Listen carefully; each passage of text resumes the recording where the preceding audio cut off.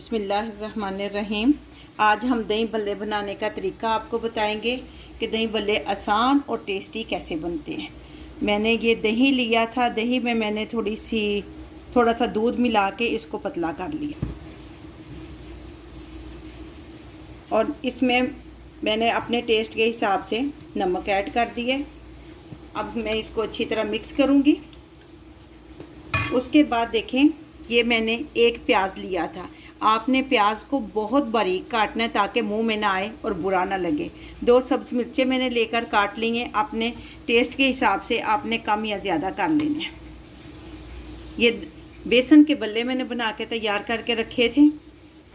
इसकी रेसिपी मैंने अपने चैनल पे दी हुई है। ये हम इसमें ऐड कर देंगे। एक आलू लेकर मैंने बारीक काट लिया है। आपने भी अच्छी, बहुत ज़्यादा आलू को ना तो गला हुआ होना चाहिए ना ही कच्चा होना चाहिए। एक बड़ा टमाटर मैंने लिया है। टमाटर इधर जब आप दही भल्ले में डालेंगे तो आपने सख्त लेना है, नरम नहीं होना चाहिए। चने लेकर मैंने बॉईल कर लिए थे।